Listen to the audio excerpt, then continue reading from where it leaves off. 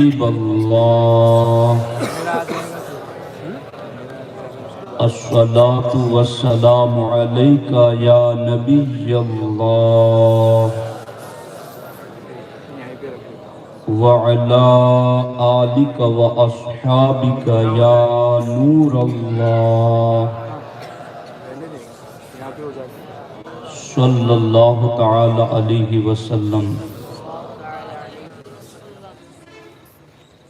دوستان محترم، آج میں اور آپ عالمی تحریک سنی دعوت اسلامی کے ایک عظیم الشان ادارے دارالعلوم برکات خواجہ کے دستار فضیلت حفظ اور قرات کی اس محفل میں شریک ہیں۔ اللہ رب العزت ہم سب کا یہاں حاضر ہونا اپنی بارگاہ میں قبول فرمائیں۔ دوستان محترم، آج کی اس محفل میں حضور داعی کبیر کی آمد سے قبل علماء کے حقوق اور ان کی ذمہ داریاں، چونکہ جو سند پا رہے ہیں ہمارے طلباء، ان کے سروں پر عالم ہونے کا، فاضل ہونے کا ایک تاج سجایا جائے گا۔ آج کے اس پرفتن دور میں علماء کے حوالے سے قوم کا جو رجحان ہے، اس سلسلے میں قرآن و سنت سے کچھ باتیں آپ کی خدمت میں عرض کرنا چاہتا ہوں۔ ہمارے آقا حضور سید عالم صلی اللہ تعالی علیہ وسلم ارشاد فرماتے ہیں، اکرم العلماء فإنہم ورثۃ الانبیاء۔ اللہ کے رسول صلی اللہ تعالی علیہ وسلم کے اس فرمان کا ترجمہ یہ ہے، اے میری امت کے علماء کا احترام کرنا، میری امت کے علماء کی تعظیم کرنا، فَإِنَّهُمْ وَرَثَةُ الْأَنْبِيَاءِ، اس لیے کہ میری امت کے علماء یہ انبیاء کے وارث ہیں۔ آج دنیا میں کسی کی تعظیم ہوتی ہے، کسی کو قدر کی نگاہ سے دیکھا جاتا ہے، تو اس پر لوگ یہ دیکھتے ہیں کہ یہ کس باپ کی اولاد ہیں، یہ کس منصب والے کی نسل میں ہیں، اس کا خاندان کون سا ہے، اور اس کا باپ اتنا بڑا سرمایہ دار تھا۔ یوں اس فانی دنیا کی نسبتوں کے اعتبار سے لوگ بندوں کی تعظیم اور ان کا احترام کرتے ہیں، لیکن حضور سید الانبیاء صلی اللہ تعالی علیہ وسلم اپنی امت کی یہ ڈیوٹی لگا رہے ہیں، اکرم العلماء، اے میری امت، میں تمہیں ذمہ داری دیتا ہوں کہ میرے دین کا علم جو تم تک پہنچا رہے ہیں ان کا خوب احترام کرنا۔ فَإِنَّهُمْ وَرَثَةُ الْأَنْبِيَاءِ، کوئی کسی کا وارث، کوئی کسی کا وارث، یہ مجھ نبیوں کے امام کے وارث ہیں، یہ میرے علم نبوت کے وارث ہیں، یہ میرے فیض علم کو اکناف عالم میں تقسیم کرنے والے ہیں، یہ میرے علم کو آگے بڑھانے والے ہیں۔ اسی لیے ہمارے آقا علیہ الصلوۃ والسلام نے ارشاد فرمایا، لیس من امتی لم یعرف لعالمنا حقہ۔ اللہ کے رسول ارشاد فرماتے ہیں کہ وہ میرا امتی نہیں ہے جو میری امت کے عالم کا حق نہ پہچانے، وہ میرا امتی نہیں ہے جو میری امت کے عالم کا حق نہ جانے۔ اور ایک مقام پر میرے آقا نے فرمایا ثلاثۃ لا یستخف منہم الا منافق، 3 بندوں کی جو ناقدری کرے گا سرکار فرماتے میں اسے منافق قرار دیتا ہوں، اگرچہ یہ نفاق اعتقادی نہیں مگر نفاق عملی بھی کوئی کم چیز ہے، یہی تو نفاق اعتقادی کی راہ ہموار کرتا ہے۔ جب بندہ نفاق عملی میں مبتلا ہو جاتا ہے تو پھر اس کے لیے نفاق اعتقادی کی راہیں ہموار ہو جاتی ہیں۔ میرے آقا فرماتے ہیں جن 3 لوگوں کی توہین کرنے والے کو میں منافق کہتا ہوں ان میں سے ایک ہے ذو العلمی، میری امت کا عالم، اگر اس کی کوئی توہین اور ناقدری کرتا ہے تو وہ سمجھ جاؤ کہ نفاق عملی کی راہ کا مسافر بن چکا ہے، وہ اس ڈگر پر چل چکا ہے جس کا انجام جہنم ہے۔ جب چلے گا اس راہ پر تو وہ ٹھوکریں کھاتا رکھے گا، کبھی یہاں ٹکرائے گا کہیں وہاں ٹکرائے گا اور بالآخر جہنم کے گڑھے میں گر جائے گا۔ یہ اس کا معاملہ ہے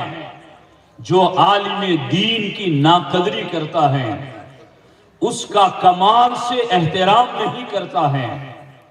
اور اسی پر بس نہیں ہے، ہمارے نبی نے اسی لیے ارشاد فرمایا اغض عالما او متعلما ولا تغض بین ذالک۔ سرکار فرماتے اے میری امت میں تمہیں حکم دیتا ہوں یا تو تم عالم دین بن سکو تو عالم دین بن جاؤ، اور عالم دین نہ بن سکو تو طالب علم بن جاؤ، لیکن ان دونوں کے بیچ نہ بننا، یعنی عالم بن سکو تو بن جانا، طالب علم بن سکو تو بن جانا، مگر ان دونوں سے بغض رکھنے والا نہ بننا، ان کی ناقدری کرنے والا نہ بننا۔ سرکار فرماتے فَإِن لَمْ تَفْعَلْ ذَلِكَ، اگر عالم بھی نہ بن سکے تو، اگر طالب علم بھی نہ بن سکے تو فَأَحِبِّ الْعُلَمَاء، اگر عالم اور طالب علم نہ بن سکیں تو کم از کم ان سے پیار کرنے والا بن جانا،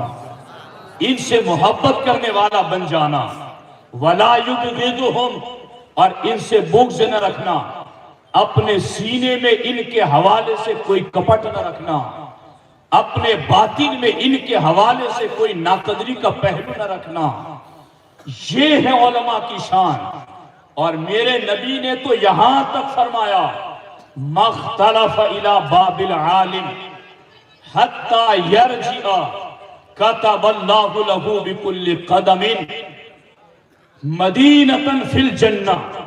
سرکار فرماتے ہیں جو کسی عالم دین کی چوکھٹ پر جائے اور جانے آنے میں جتنے قدم اٹھائے گا اللہ ہر قدم کے بدلے میں اسے جنت میں ایک شہر عطا فرمائے گا۔ وَكَتَبَ اللَّهُ لَهُ بِكُلِّ قَدَمٍ عِبَادَةَ سَنَةٍ، اور اللہ ہر قدم کے بدلے میں اسے ایک ایک سال کی عبادت کا ثواب عطا فرمائے گا۔ اس لیے کہ تم میری امت کے عالم کی چوکھٹ پر جاؤ گے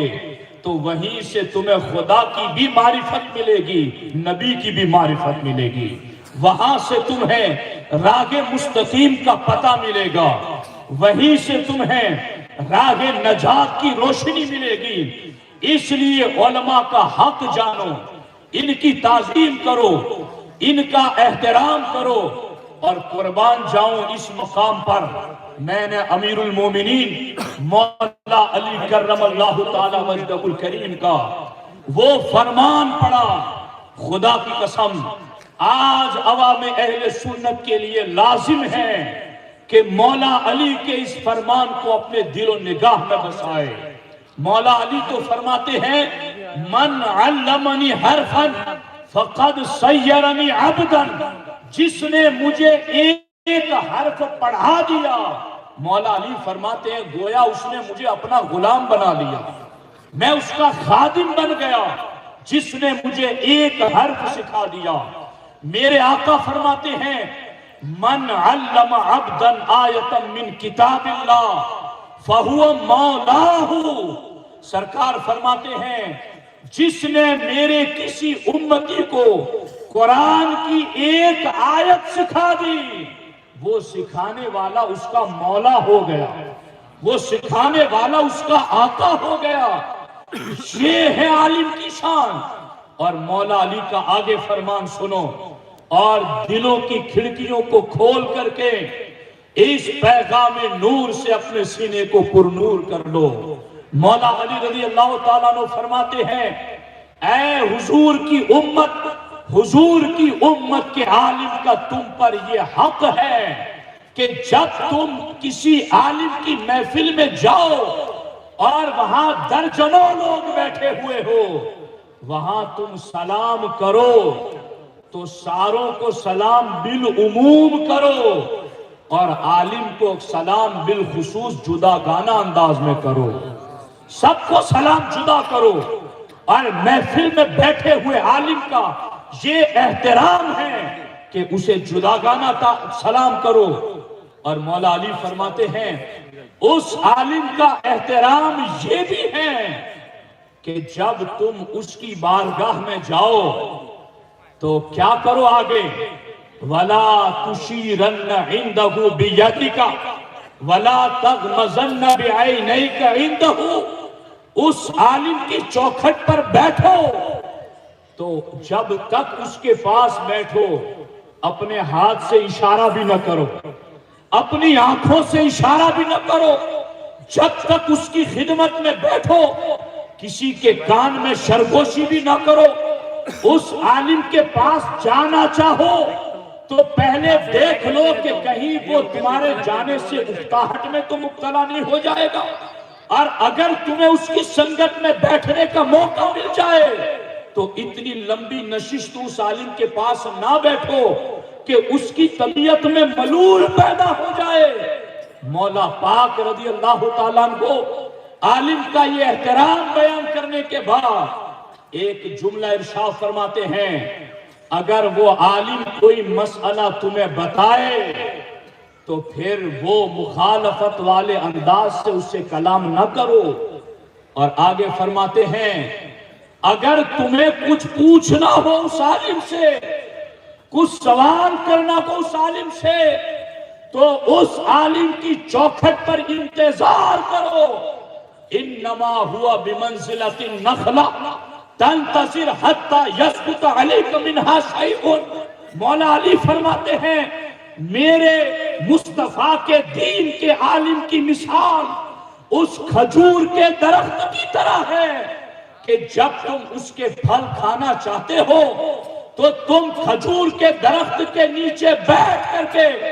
انتظار کرتے ہو حتی تسقط علیک منہا شیء، یہاں تک کہ کھجور کے درخت سے کوئی کھجور گرے اور تم اپنا منہ میٹھا کرو۔ مولا علی فرماتے حضور کی امت کے عالم کی چوکھٹ پر بس ایسے ہی انتظار کرو کب اس کے منہ سے کوئی بات نکلے اور ایمان کی مٹھاس مل جائے،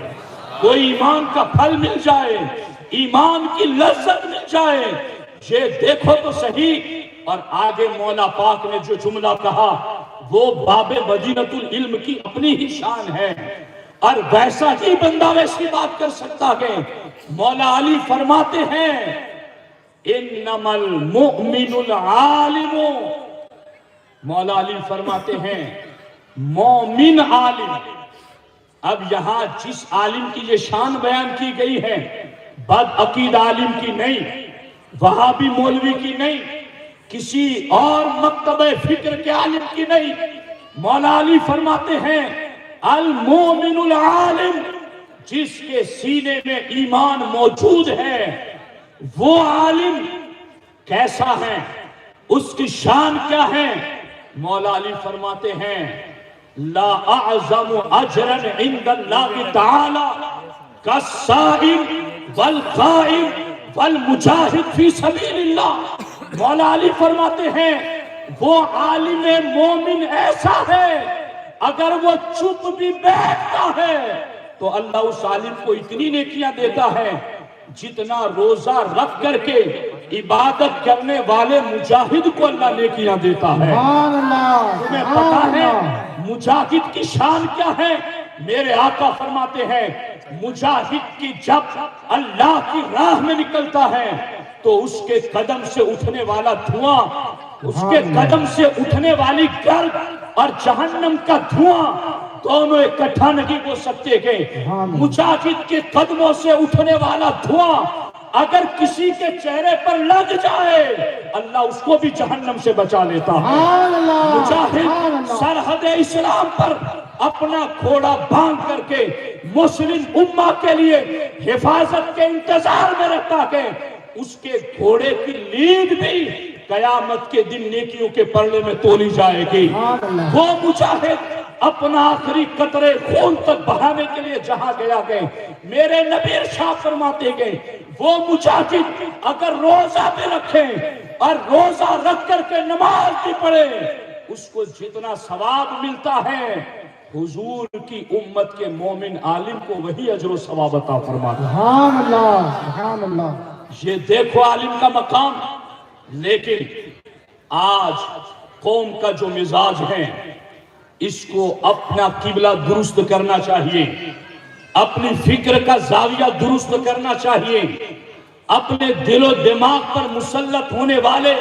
شیاطین کے وساوس سے اپنے آپ کو بچانا چاہیے۔ اور یہاں ٹھہر کر کے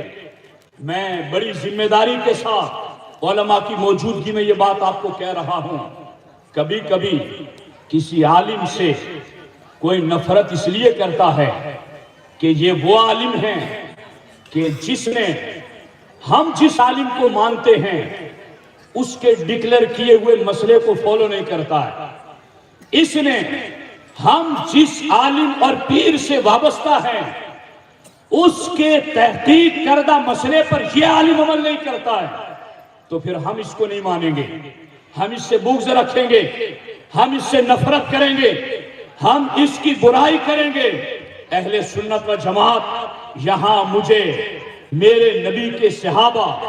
اور سرکار کا فرمان یاد آ رہا ہے جس کی روشنی میں ہمیں رہنمائی ملے گی۔ حضرت عبداللہ ابن عمر رضی اللہ تعالیٰ عنہ فرماتے ہیں جب احزاب کی جنگ سے ہم پلٹ رہے تھے تو سرکار نے ہمیں آرڈر دیا کہ تم بنو قریظہ میں جا کے عصر کی نماز پڑھنا، بنو قریظہ میں جا کر۔ اور اب جب وہ صحابہ چلے امید تھی حضور نے کہا ہے عصر کی نماز بنو قریظہ میں جا کر کے پڑھیں، مگر نکلے راستے میں کیا ہوا، سورج ڈوبنے کا وقت آ گیا تو صحابہ کرام دو گروپ میں تقسیم ہو گئے، صحابہ کرام دو جماعتوں میں بٹ گئے۔ بعض صحابہ نے کہا ہم چاہے سورج نکلے چاہے ڈوب جائے ہم نماز وہیں پڑھیں گے جہاں حضور نے جا کر پڑھنے کا حکم دیا ہے۔ بعض صحابہ وہ تھے جنہوں نے کہا نہیں، حضور کی یہ مراد نہیں تھی کہ سورج ڈوب جائے تو بھی تم نماز عصر چھوڑ دینا وقت پر، بلکہ حضور کی مراد یہ تھی کہ تم اتنے جلدی چلنا کہ سورج ڈوبنے سے پہلے بنو قریظہ میں پہنچ جاؤ۔ تو حضور کی مراد تھی جلد پہنچنا۔ بعض صحابہ نے کہا ہم ظاہری لفظ کی مراد سمجھیں گے اور حضور نے کہا بنو قریظہ میں جا کر پڑھو، ہم وہیں پڑھیں گے، وہ چل پڑے۔ اور باقی صحابہ جو کہتے تھے حضور کی مراد یہ نہیں تھی کہ عصر کا وقت نکل جائے تو بھی نکل جانے دینا، بلکہ حضور کی مراد تھی جلد چلنا تاکہ وہاں تک پہنچ جاؤ، اس لیے ہم یہی پڑھ لیں گے پھر چلیں گے۔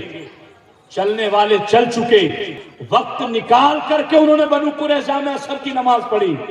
اور ٹھہرنے والوں نے راستے میں ٹھہر گئے اور عصر کی نماز پڑھ کر کے پھر منزل کی طرف چلے۔ فَذَكَرَ ذَلِكَ لِلنَّبِيِّ صلی اللہ تعالیٰ علیہ وسلم، یہ واقعہ بعد میں حضور کو بتایا گیا کہ حضور آپ نے یوں کہا تھا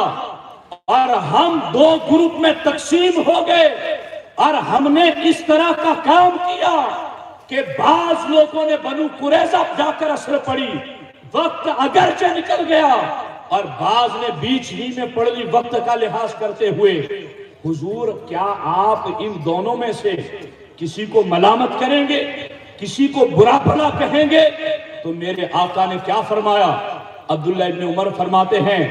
فَلَمْ يَعْنَفْ أَحَدًا مِّنْهُمْ، سرکار نے ان دونوں گروپ کے صحابہ میں سے کسی کو کوئی ملامت نہیں کی، سرکار نے کسی کو برا بھلا نہ کہا، بلکہ حضور نے اپنی خاموشی کے ساتھ اپنی امت کو گویا اس طرح کے مسائل میں اجتہاد کی اجازت عطا فرمائی، اور سرکار نے اپنے سکوت سے اس پر رضامندی کا اظہار فرمایا۔ اگر صحابہ میں اختلاف ہو جائے مگر حضور مسائل کے اختلاف کو یوں ملامت کا ذریعہ اپنی امت کے سامنے نگی بنا رکھے گئے اور حضور اس پر ڈانٹ ڈپٹ نہیں کر رکھے گئے، بلکہ حضور دونوں سے راضی رہے۔ اور یہاں ٹھہر کر اگر آپ کی توجہ ہو تو چونکہ علماء محسوس کر رہے ہیں کہ میں کیا بات کر رہا ہوں آپ کے سامنے، شاید آپ کو احساس ہو کہ یہ کیا بات ہو رہی ہے، سنو۔ یہاں پر امام حمیدی رضی اللہ تعالیٰ عنہ فرماتے ہیں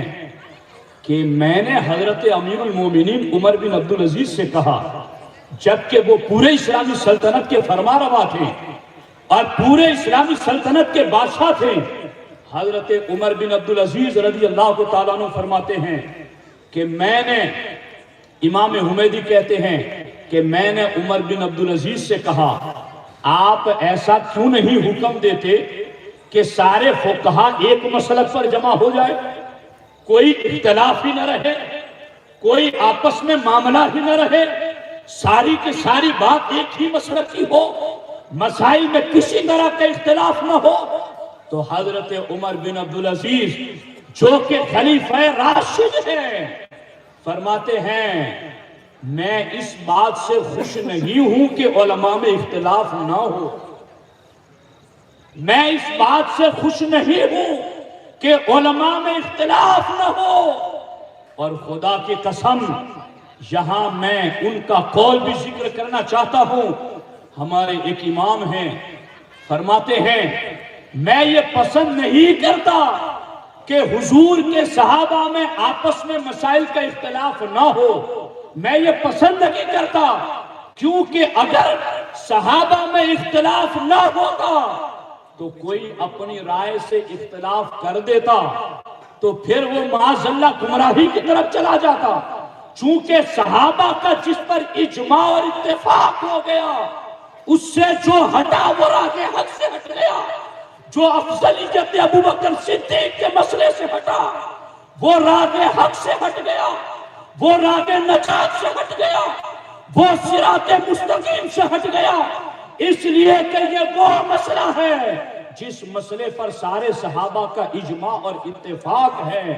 وہ فرماتے صحابہ کا اختلاف ہمارے لیے رحمت کیوں نہ ہو، قیامت تک آنے والی امت ان صحابہ سے جس کے موقع پر چلے گی جنت تک پہنچ جائے گا۔ اختلاف امت رحمتن، میری امت کے فروعیات کا اختلاف یہ رحمت ہے۔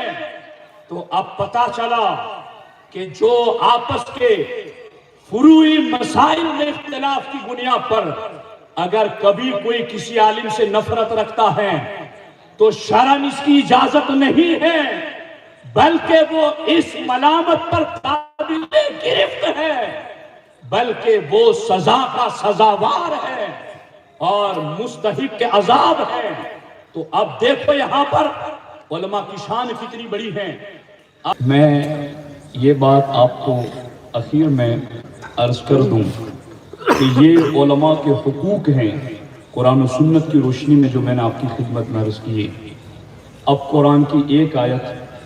ہم علماء بھی سن لیں جس کو میں نے خطبہ کے بعد پڑھا۔ اللہ رب العزت فرماتا ہے وَإِذْ أَخَذَ اللَّهُ مِيثَاقَ الَّذِينَ أُوتُوا الْكِتَابَ، اللہ نے ان لوگوں سے وعدہ لیا جنہیں اللہ نے کتاب عطا فرمائی، جنہیں کتاب کا علم دے کر جنہیں اللہ نے عالم بنایا، ان سے بھی اللہ نے وعدہ لیا کس بات کا؟ لَتُبَيِّنُنَّهُ، کہ دین کا حکم صاف صاف بیان کر دو، وَلَا تَكْتُمُونَ، اس کو چھپاؤ نہیں۔ کہیں ایسا نہ ہو کہ ہم ایسی مصلحتوں کے لمبے وقت تک شکار رہیں کہ جس کے بعد عقائد پر ایسی گرد پڑ جائے کہ عمل کرنے والے کا عمل اسے کام نہ آ سکے۔ ان الذین یکتمون ما انزلنا من البینات والہدی من بعد ما بیناہ للناس فی الکتاب اولئک یلعنہم اللہ ویلعنہم اللاعنون۔ یہ وہ شدید وعیدیں ہیں جو ہمیں تڑپا دیتی ہیں کہ ہم صاف صاف اور حق کی بات عوام اہل سنت کے سامنے رکھ دیں۔ اللہ کریم ہمیں علماء کا احترام کرنے کی توفیق عطا فرمائے۔ السلام علیکم ورحمۃ اللہ وبرکاتہ۔